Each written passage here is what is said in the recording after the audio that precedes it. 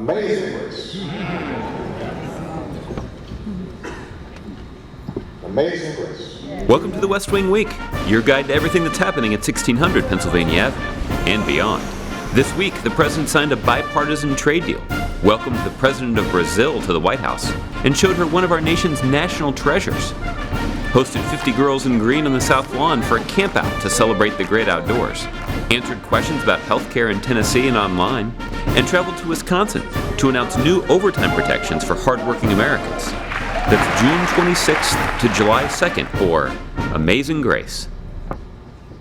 Amazing grace.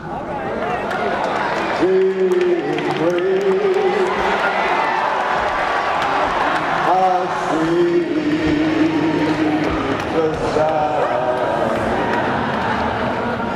On Friday, the Supreme Court made history, making same-sex marriage legal in all 50 states and writing a new chapter in the story of American civil rights. Sometimes 2 steps forward, 1 step back, propelled by the persistent effort of dedicated citizens.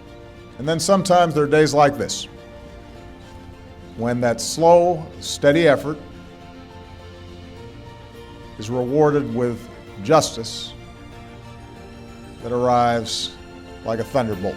Meanwhile, the White House staff was busy preparing for a visual spectacle that would wow people across the country and around the world. Shortly before noon on Friday, the President and First Lady boarded Air Force One, bound for South Carolina. There, along with the Vice President, Dr. Biden, the President offered a moving eulogy to honor the life of pastor and state senator Clementa Pinckney. Reverend Pinckney once said, "Across the South, we have a deep appreciation of history. We haven't always had a deep appreciation of each other's history. What is true in the South is true for America. History can't be a sword to justify injustice or a shield against progress, but must be a manual for how to avoid repeating the mistakes of the past." He knew that the path of grace involves an open mind, but more importantly, an open heart. On Monday, the President signed 2 bills into law that would help rewrite the rules of our trade policy to enact enforceable progressive standards on labor and the environment and help U.S. workers compete in a 21st century global economy. I thought we'd start off the week with something we should do more often, a truly bipartisan bill signing. On that lovely afternoon, the President took President Dilma Rousseff of Brazil on an outing to take in one of the newest treasures of our National Park Service, the Martin Luther King Jr. Memorial. On Tuesday, the West Wing entrance was prepped for an arrival fit for a president, Dilma Rousseff. The presidents met in the Oval Office and later in the East Room for a news conference. As we look ahead to the Olympics next summer, we Americans will be cheering proudly for Team USA.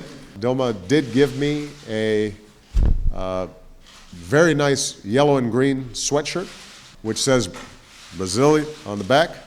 I can't wear that in public because I have to root for the USA, but at home at night it's very comfortable. So who knows? I might slip it on. So. On Tuesday, the South Lawn had some very special visitors. 50 Girl Scouts who set up tents and sang campfire songs with the President and First Lady. Girls like us reach out in peace. Different. They just showed up. I don't know what you guys are doing here. I don't know how that happened. We're making history. You're making history. Circles round, but has no end. That's how long I want to be your friend. So you guys are making new friends? Yeah. But we can have a group hug.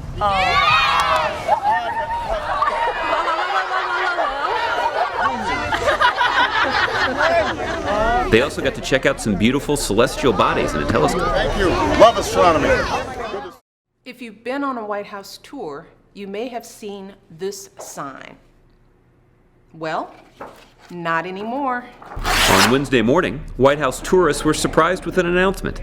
The 4 decades-old policy of prohibiting photos along the tour was quite literally ripped up. Also that morning, the president announced the next step in normalizing relations with Cuba, opening an American embassy in Havana. A year ago, it might have seemed impossible that the United States would once again be raising our flag, the Stars and Stripes, over an embassy in Havana. This is what change looks like.